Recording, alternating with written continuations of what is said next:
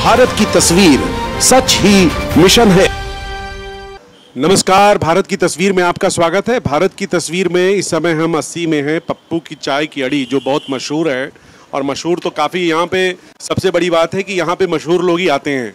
इस समय काशी हिंदू विश्वविद्यालय से जुड़े हुए तमाम प्रोफेसर यहाँ पर मौजूद हैं और भारतीय जनता पार्टी के नेता भी हैं और कारोबारी भी हैं। मैं उनसे परिचय भी कराऊंगा, और सबसे बड़ी बात है कि जो घर घर तिरंगा अभियान चल रहा है उसको लेकर हम यहाँ चर्चा करेंगे कि इसकी प्रासंगिकता क्या है और इस हमें राष्ट्र को इसकी कितनी आवश्यकता है। तो सबसे पहले हम आपसे ही बात करेंगे। सर, आप अपना परिचय दीजिए पहले। मैं कुमार अजय और जर्नलिस्ट हूँ, पत्रकार हैं, तो वरिष्ठ पत्रकार हैं। आपसे बेहतर कौन बताएगा, क्योंकि आप खबरों के बीच रहते हैं। आप ये जो घर घर तिरंगा अभियान चल रहा है, प्रधानमंत्री मोदी की पहल है। वैसे तो तिरंगा हर समय घर घर होना ही चाहिए, इस बार जो इसको और प्राथमिकता पे लिया गया है, इसको लेकर आप क्या कहेंगे? मेरा ये कहना है कि हमारे जितने भी उत्सव हैं उसमें सबसे बड़ा उत्सव हमारा ये है और हम लोग की हमेशा से कोशिश रही कि इसको छुट्टी का दिन न बना के सभी लोग घर में त्यौहार की तरह मनाएं। और जैसे नाटिमली में एलेक्सी इनक्लेव वाले हैं, श्री राम जी वहाँ के हैं, उस पूरी जो सोसाइटी है उसमें भगवान तक को तिरंगे झांकी में सजाया जाता है। घर घर पकवान बनते हैं, सब लोग मिल के खाते हैं और 15 दिवस और 26 जनवरी मनाते हैं। तो इस तरह का एक माहौल देश में बने कि ये राष्ट्रीय पर्व के रूप में अमूमन होता है ये कि लोग छुट्टी मान करके और इसको गुजार देते हैं। घर घर तिरंगा अभियान इसी दिशा में एक कड़ी के रूप में है, एक प्रयास के रूप में है। हमारे ख्याल से बहुत अच्छा है।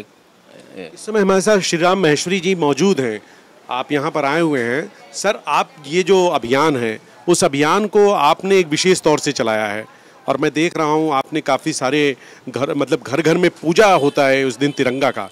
क्या कहेंगे, ये किस तरह का संदेश देना चाहते हैं? मुझे ऐसा लगता है कि देश में जितने भी त्यौहार हैं सब धर्म, मजहब, पंथ, क्षेत्रीयता में खाँचों में बढ़ चुके हैं। देश में एक भी ऐसा त्यौहार नहीं है जिसको हम हिंदुस्तानी होने के नाते मनाएं और कोई वर्जना उसमें बाधा नहीं खड़ी करे।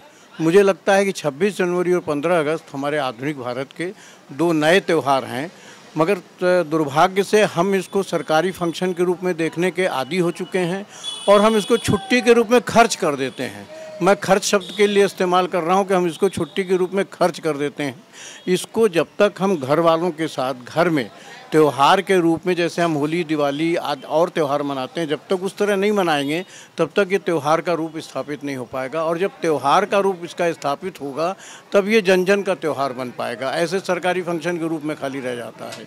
इसी दिशा में 6 साल से हम लोग प्रयास कर रहे हैं और हमारा तो लोगों से ये आग्रह रहता है कि जैसे हम अलग अलग अवसरों पर, त्योहारों पर भगवान की झांकी सजाते हैं, श्रृंगार करते हैं, तो ऐसे इस दिन भी करना चाहिए। हमको भगवान को तिरंगी आभा से सजाना चाहिए, पूजा घर को तिरंगी आभा से सजाना चाहिए। अब मंदिर भी सजने लग गए हैं तिरंगी आभा से। 2-3 साल पहले विशाल सिंह जी काशी विश्वनाथ मंदिर के सीईओ थे, तो उनसे मैं मिला था। तो उनसे मिलकर मैंने उनका इस ओर ध्यान आकृष्ट किया था कि बाबा का अलग अलग त्यौहार पे अलग अलग श्रृंगार होता है, तो इस दिन भी कुछ ऐसा त्यौहार है ये तो होना चाहिए। तो उनको ये बात जची और उन्होंने तुरंत ऑर्डर किया था और ज्ञानवापी से लेकर मंदिर के शिखर तक को तिरंगी आभा से ऐसा सजा दिया था कि आज तक मंदिर का वैसा कोई सजावट श्रृंगार आज तक नहीं हुआ है। और अब तो सोमनाथ मंदिर है, महाकाल मंदिर है, तमाम मंदिरों में तिरंगी आभा से सजावट होने लग गई है।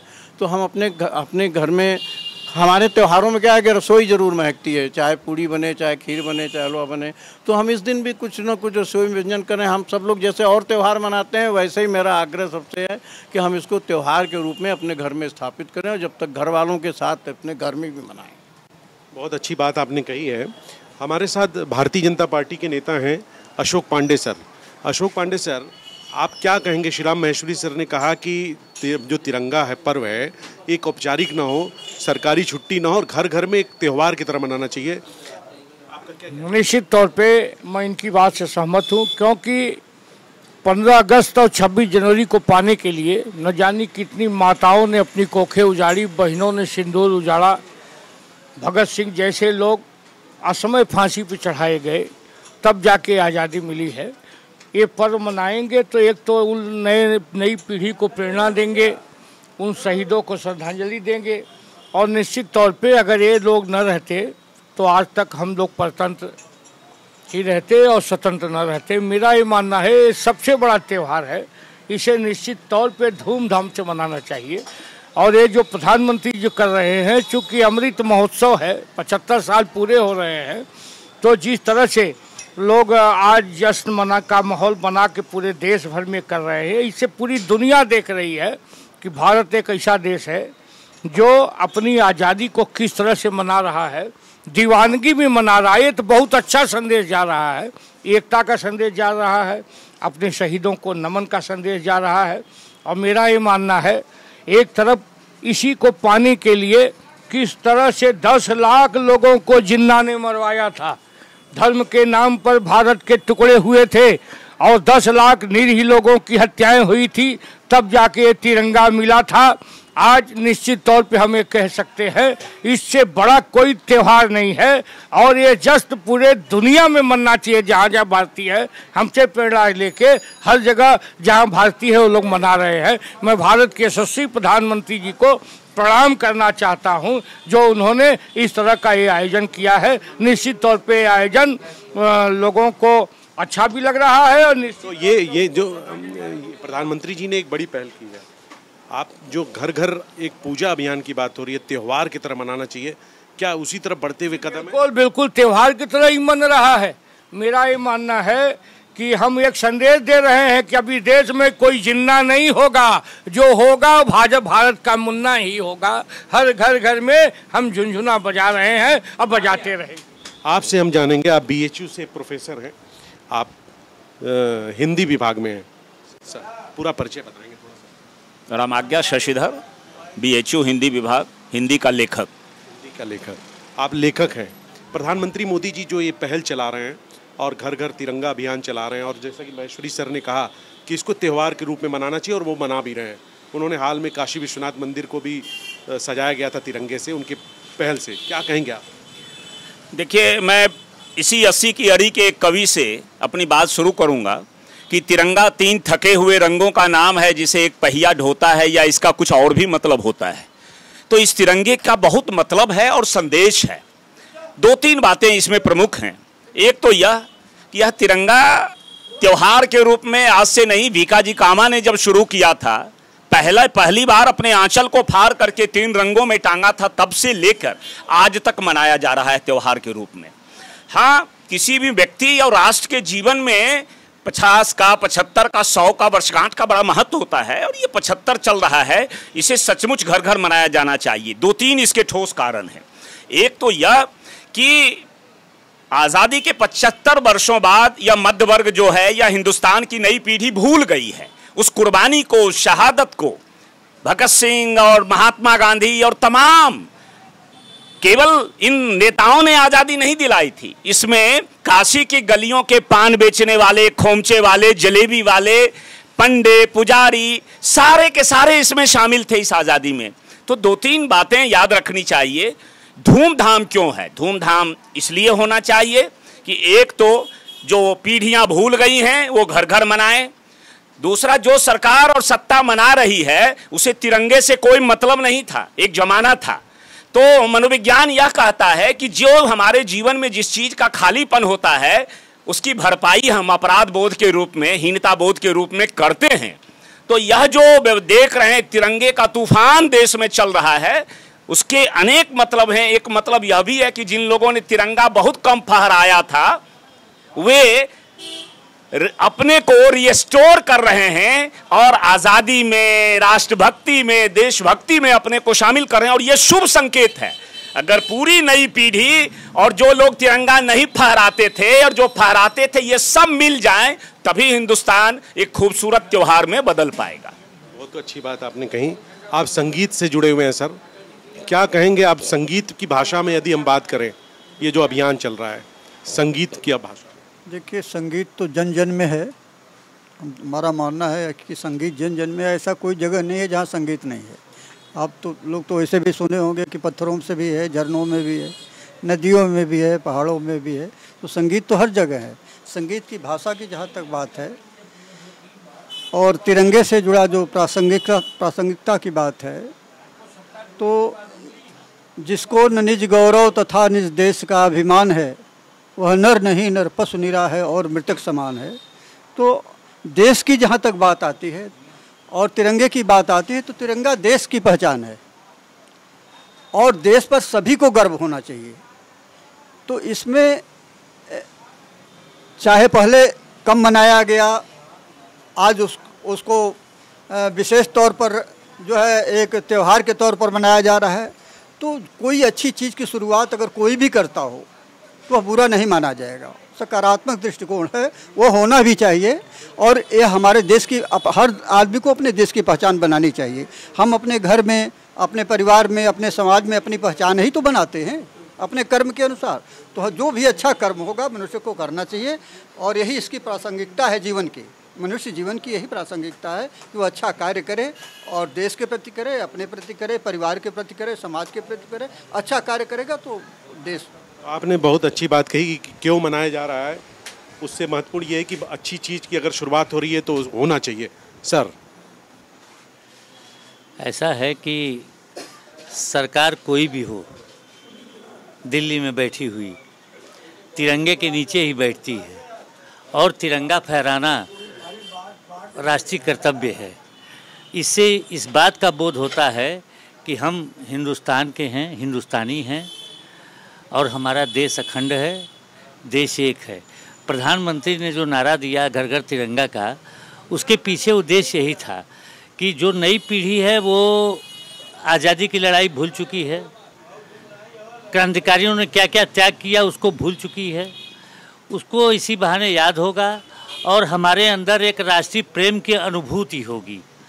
जहाँ तक रही बात कि आज़ादी के समय जिन लोगों ने अंग्रेज़ों का साथ दिया, जिन हिंदुस्तानियों ने अंग्रेज़ों का साथ दिया, उनकी जासूसी की, वो भी आज़ाद हिंदुस्तान में तिरंगे के नीचे बैठने लगे। वो जब मुख्यमंत्री होते थे तो तिरंगा ही के नीचे बैठते थे और गाड़ी पर उनके तिरंगा ही लगता था। तो एक जो तिरंगा है वह आपकी विचारधारा जो भी हो, आप जो भी अपने मन में सोचते हैं, तिरंगा ऐसी चीज़ है जो राष्ट्रीय भावना की तरफ आपको ले आके स्थिर कर देती है। तो हमारे विचार से आप अपनी विचारधारा को त्याग दीजिए।